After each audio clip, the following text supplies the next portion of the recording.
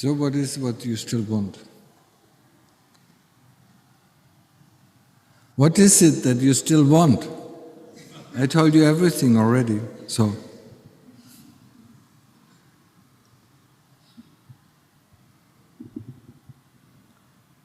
You're looking at me, huh?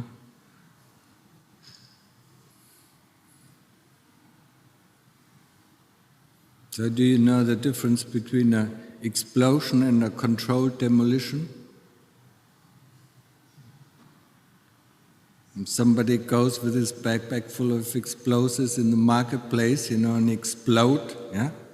That's when the anger explodes, yeah? And the Lord Buddha gave, 5 ways how to deal with it. I can't remember all of them, yeah? That is explosion of anger, yeah? And what we are doing in a super practice, is controlled demolition. We bring the anger up in order to see where the anger is coming from, how it feels, and how to deal with it, so that nobody gets hurt. Huh? You understand that now?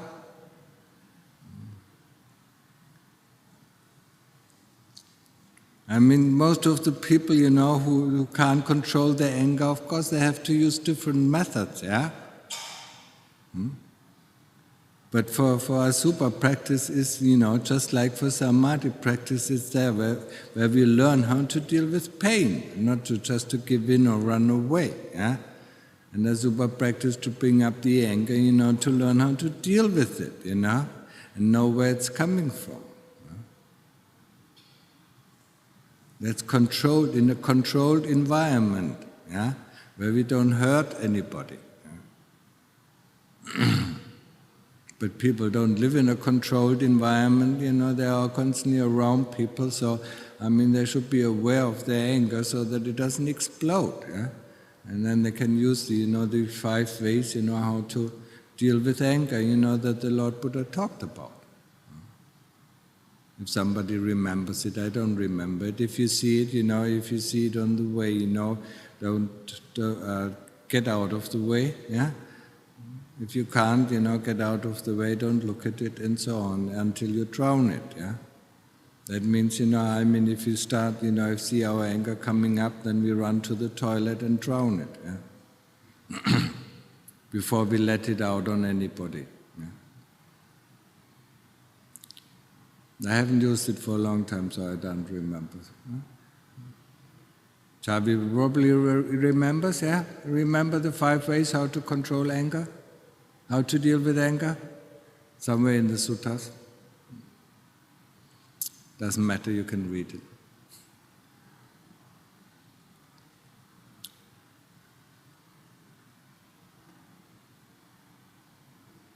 So is there anything else, any questions from yesterday, that you want to know? Yeah? Something that came up in meditation? Huh? Yeah? How to deal with fear? First of all, like with any kind of emotions, yeah? Feel it, accept it. Use your mind and stay with the Buddha or with the breath, and then investigate what is fear. First of all, you say there is fear, then you can start, to feel it. Really feel it. It's a feeling. Yeah? We can't evade feelings, they are there. Yeah?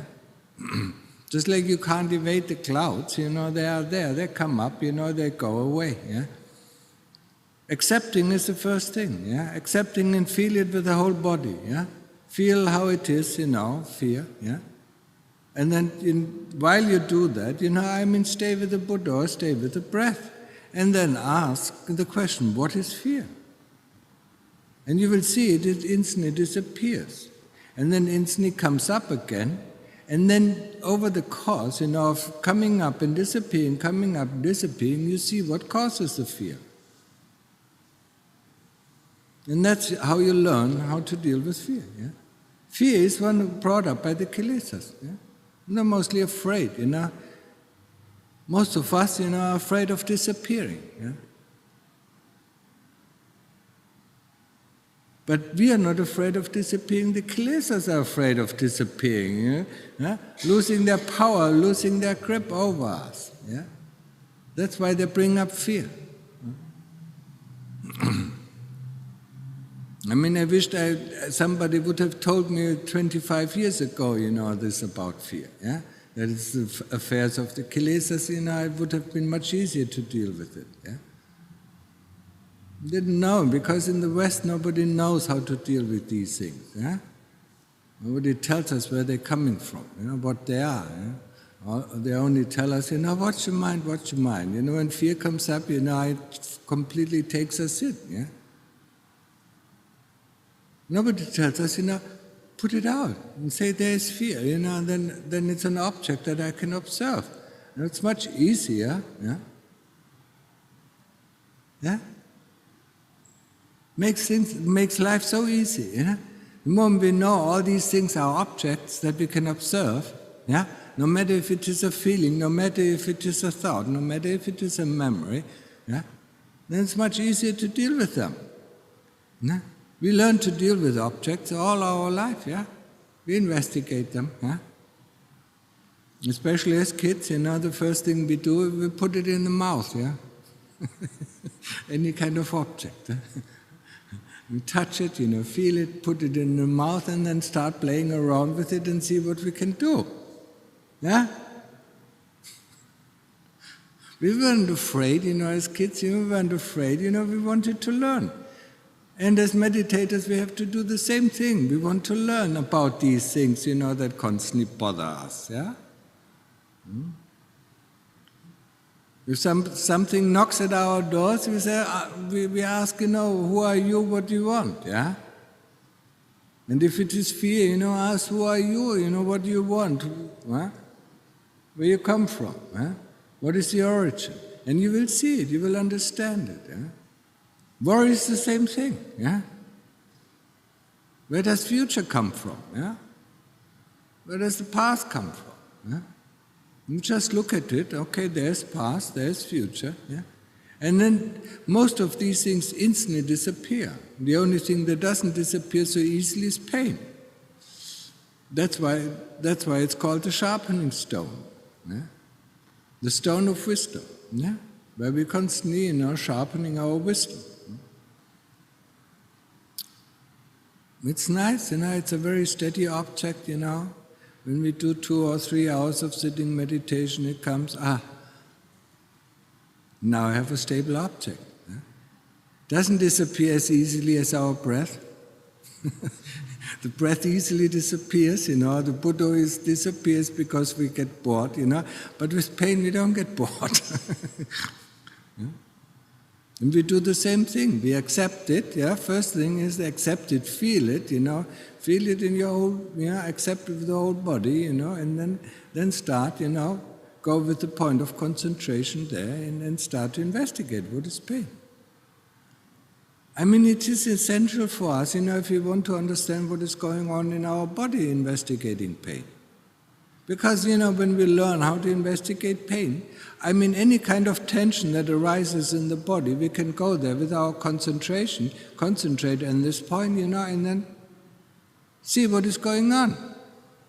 We don't need to go to see the doctor, because the doctor, most of the doctors are not clever enough, to know what is going on in our body. They just assume, yeah? And give us this or give us that, If this doesn't help, we are guinea pigs of the doctors, yeah? If this medicine doesn't help, they give us another one. If that doesn't help, they try out something else, yeah? They don't know. We know much better.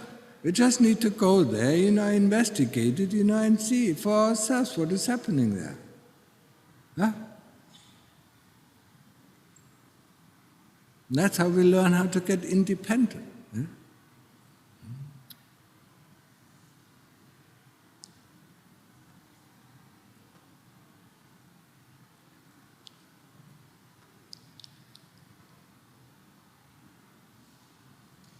We're so dependent on everybody. Yeah?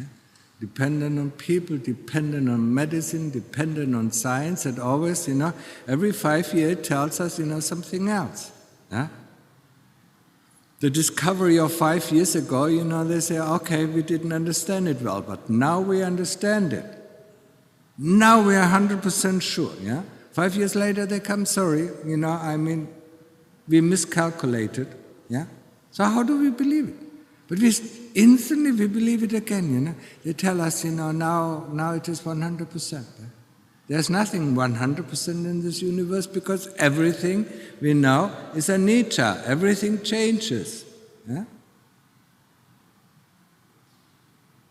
And we also, I don't know if you have this saying, one man's poison is the other man's medicine. So what helps one person doesn't necessarily need to help the other person. It can be actually poisonous to the other person. Huh? Interesting, huh?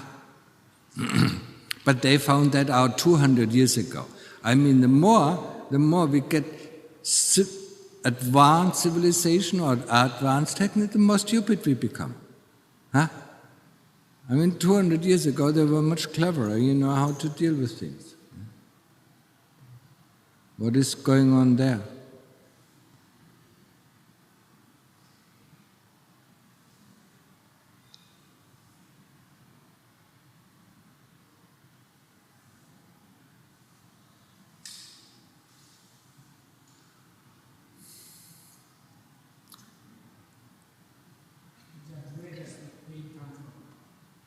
That's exactly what you have to investigate. People who listen to talks often know where the pain is coming from, but they haven't seen it. Yeah? When you get up, where's the pain? Magic trick. Yeah? Have you ever looked at a magician? He does some magic tricks, yeah? But, the problem is that this magician, Avijja, does these magic tricks, and we are always fooled by these magic tricks, yeah? And the moment we want to go behind the stage to see how he does the trick, he fools us with another trick. Well, what the hell is happening here, huh? We started, half an hour ago, and then suddenly, think, huh?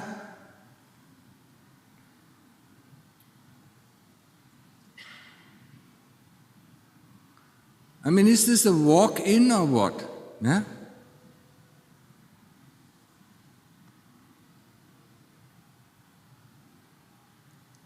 The moment we want to go behind the stage, the Avijja pulls up another trick, so, oh wow, I have never seen that, and we sit down, and forget about, to get to the bottom of the trick. Yeah?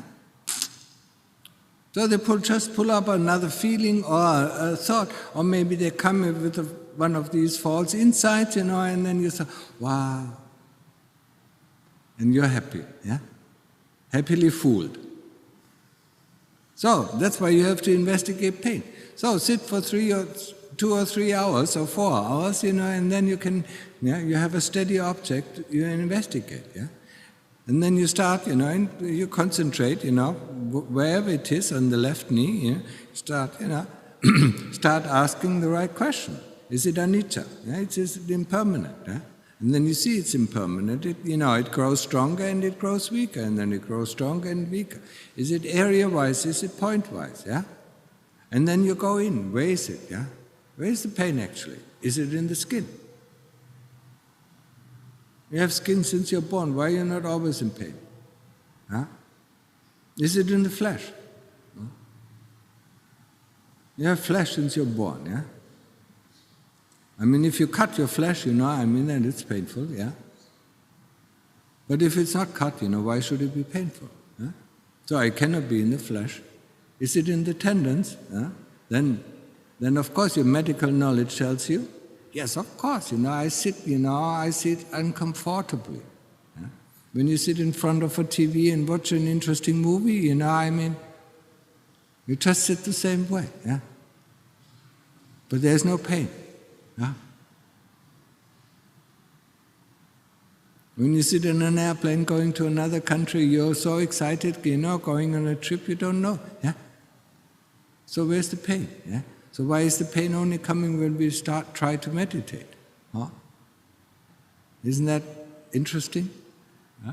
So you observe it, so is it in the tendons, is it in the bones, yeah? And if you come close, to understand, where the pain comes from, it shifts from one place to the other. So you follow. And then you notice, it shifts to the right knee, yeah? And then you notice the left knee, there's no pain. But now all the pain is in the right knee. Huh? That's strange. Before there was no pain here, suddenly it shifts here. Yeah? So you follow the pain, then it might go to the back or it might go to the shoulders. Yeah? You follow it until it shows you where it's coming from. When you see it with your own inner eyes, you know where it's coming from, then you understand what is pain. Yeah? And then you never have to fear pain again.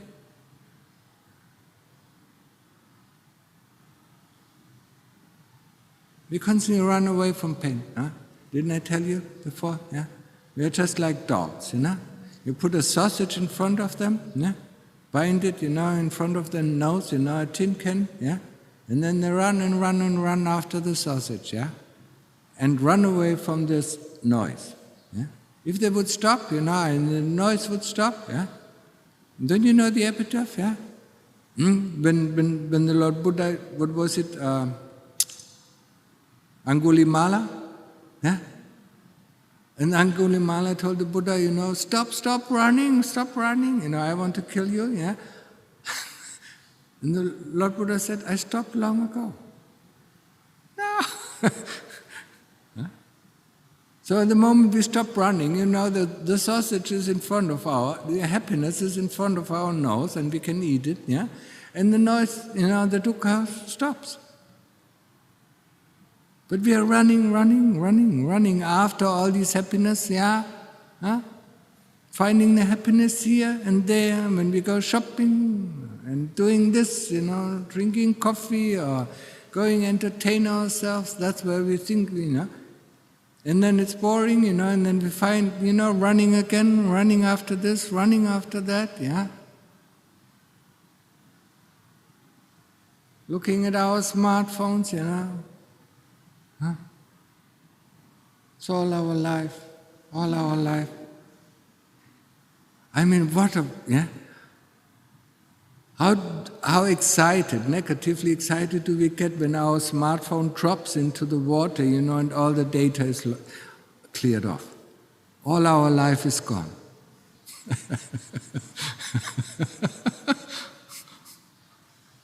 I mean, the first thing is, when we are born, we put our life in this body, and nowadays we put our life into this box and completely rely on this box, yeah? Tells us where to go, how to go, where we can dine, where we can entertain ourselves, what our friends are saying, yeah? We completely rely on this box, yeah? Metal box, yeah? The first thing is, we get in this body and we rely on this body, and the next thing we rely on this, what is called smartphone. And we don't even notice it. We get drawn in more and more and more and more until everything is in our smartphone, yeah? It must have been a boring life 50 years ago, huh? The older generation probably knows, yeah? What did we do 50 years ago, huh? Not having a smartphone. Actually, the smartphone came out 15 years ago. Huh? What did we do 30 years ago, huh? Must be boring, yeah? No, it wasn't boring. Huh? We were alive, much more alive than we are now. Huh? If an alien comes down and looks at the people, staring and talking to a black box, I mean, you must think they're all crazy, yeah? Not being able to communicate to each other, sitting in a cafe, and two people, sitting in a cafe, and looking at their black box, yeah? Not being able to communicate with each other, drinking coffee, each one drinks the coffee for himself, and then, and sometimes, they text each other, yeah?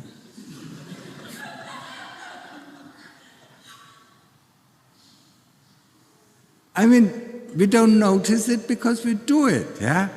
But if somebody from outside looks, he thinks, it cannot be true, yeah? See how dehumanized we got, yeah? Not even knowing what we are doing, yeah? What is it for, yeah?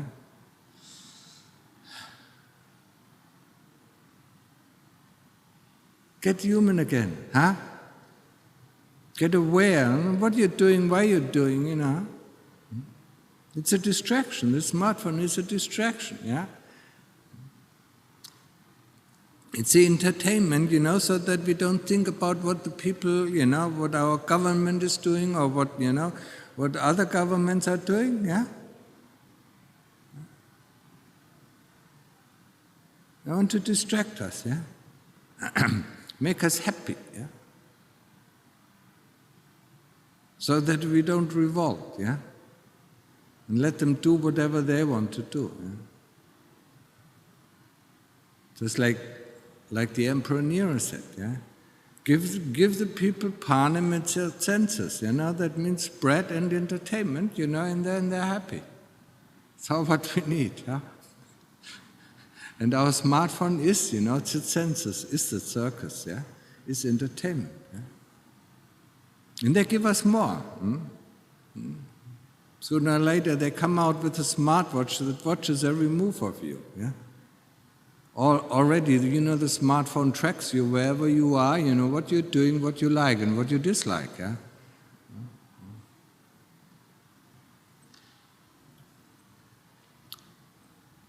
Get human again, get aware, that's what meditation is about, get aware. Yeah? What am I doing, why am I doing it, and what results does it have? Yeah? Does it have some positive results? Yeah?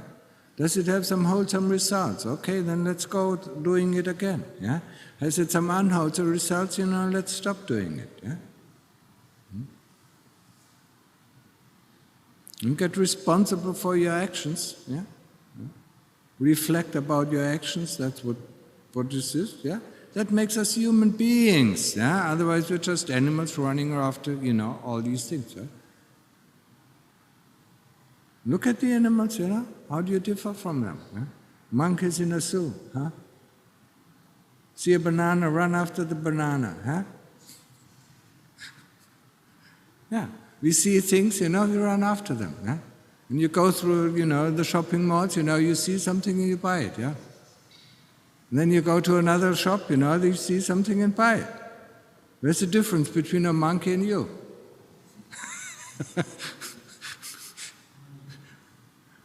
Well, a monkey doesn't need money to buy it, he just grabs hold of it. We used to do that as well, as long as there weren't so many people on this earth, yeah?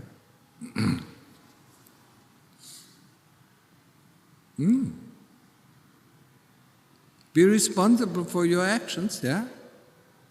No, whatever you do, will have results, and whatever, happens to you are the results of your own actions. That's when you become human being. So enough for today, ask the questions, that need to be asked.